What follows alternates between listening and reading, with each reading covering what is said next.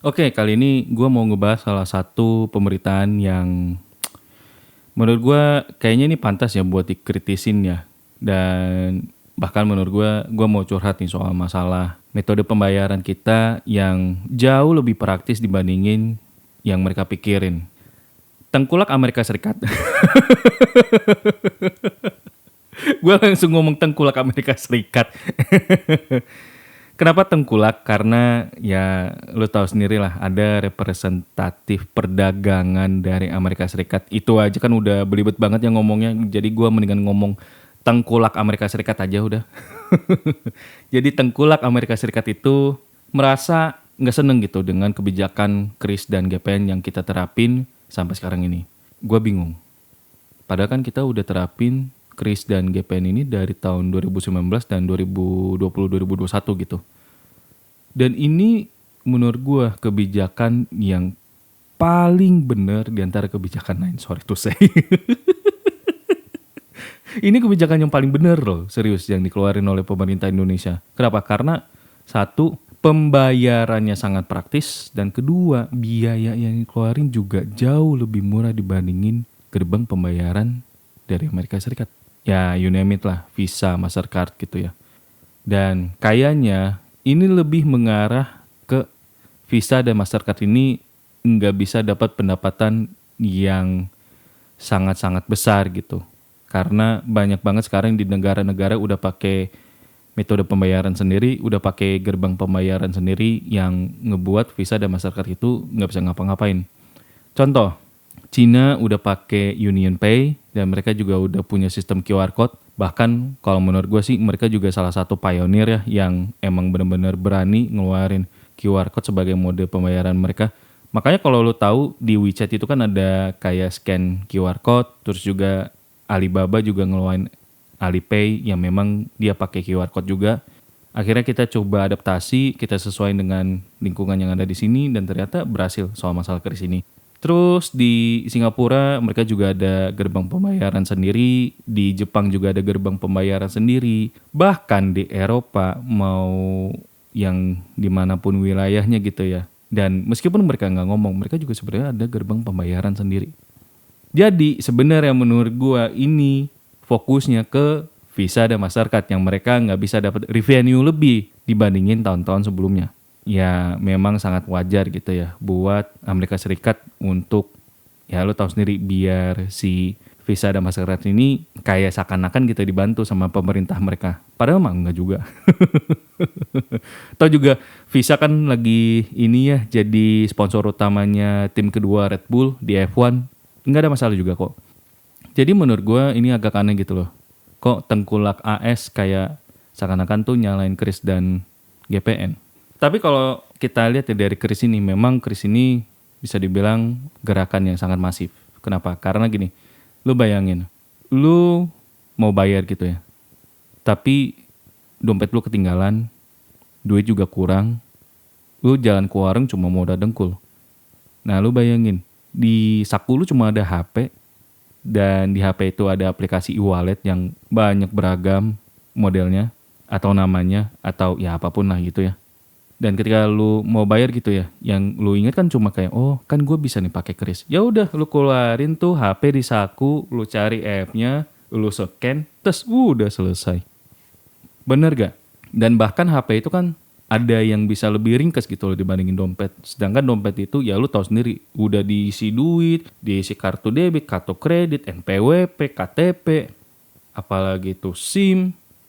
Belum lagi kalau misalkan lu nyimpen foto mantan, foto istri, foto anak, foto apa gitu kan. Sampai foto selir 1, 2, 3, 4, 5, 6, 7, 8 gitu kan. Ribet dah pokoknya lu kalau mau bayar gitu ya harus keluarin dompet dulu dari saku, terus lu buka, terus lu lihat tuh recehan atau lihat pecahan kecil. Makanya banyak negara akhirnya kan ngelirik nih, oh kris kayaknya bisa nih, atau QR code kayaknya bisa dijadiin moda transaksi yang jauh lebih praktis dan murah. Nah, dengan adanya mode pembayaran kris ini, sebenarnya ini membuat AS jadi agak kelimpungan ya, karena gue nggak tahu apakah emang udah ada dari sistem pembayaran yang dikeluarkan oleh perusahaan Amerika Serikat, tapi setahu gue kayaknya mereka masih ngandelin Visa dan Mastercard. Ya memang sebenarnya Visa dan Mastercard itu punya pembayaran model QR. Tapi kalau misalnya ditanya apakah ekosistemnya sudah sangat bagus, ya menurut gue sih belum tentu ya. Karena orang lebih kenal QR Code di daerah masing-masing, bukan yang dikeluarkan oleh Visa dan Mastercard. Selain dari kris atau penggunaan QR Code, masalah GPN itu adalah masalah yang paling konyol, yang dimana AS itu juga kritik. Gini ya bos, gue cuma mau jujur aja. Lu pakai kartu Visa atau Mastercard, menurut gue itu adalah salah satu bentuk kartu yang nyusahin. Kenapa? Karena lu mau pakai bank apapun, lu mau pakai merek apapun gitu ya. Mau Bank Jago, BCA, BRI, Mandiri, OCBC, CIMB, you name it lah. Pokoknya bank-bank yang lu mau transaksi atau lu mau transfer atau mau bayar, itu pasti ada aja repotnya. Apa itu? Mesinnya harus pakai mesin pembayaran mereka sendiri.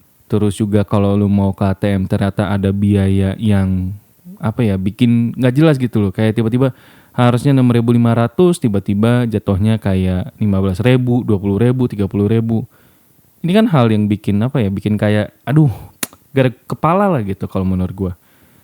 Tapi dengan adanya GPN, lu bayangin, lu mau transfer duit aja itu cuma kena biaya 6.500. Lu mau pakai BCA ke Mandiri 6.500.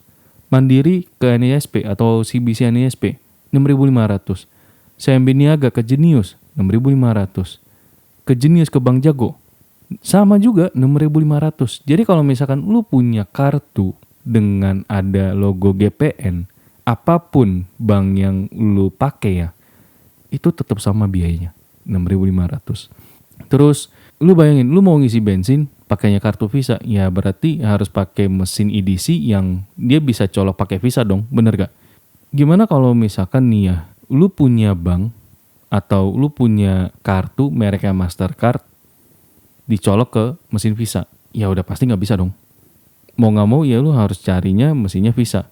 Nah sekarang lu pakai kartu GPN, lu mau ke bank A, B, C, D, E, F, G, selama mesinnya itu mesin yang bisa dibaca oleh GPN,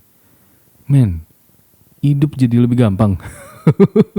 Serius, hidup jadi lebih gampang. Makanya menurut gue GPN ini adalah salah satu bentuk yang sangat-sangat inovatif yang bisa memberikan kedaulatan buat kita yang emang satu pengen nyimpen duit, dan kedua kita juga dipermudah oleh transaksi-transaksi yang menurut gue kadang-kadang tuh ya ada aja ceritanya gitu ya. Makanya kalau ada GPN ini sebenarnya untuk transaksi dalam negeri jauh lebih aman, jauh lebih murah dibandingkan lu pakai Visa Mastercard. Nah inilah yang menurut gue seharusnya sih dari pihak tengkulak Amerika Serikat ngerti soal masalah ini. Mereka juga harus paham kalau mereka tuh bukan negara dikdaya lagi. Kita juga butuh yang namanya kedaulatan finansial. Kita juga butuh yang namanya kedaulatan dalam bertransaksi. Masa iya tiap kita mau ke Matahari belanja barang gitu ya, transaksinya tuh harus pakai Visa Mastercard, padahal kan sebenarnya bisa GPN atau pakai kris yang jauh lebih murah, aman, dan praktis. Atau jangan-jangan sebenarnya Amerika Serikat takut kalau data transaksi yang ada di dalam negeri sekarang ini nggak bisa mereka bocorin.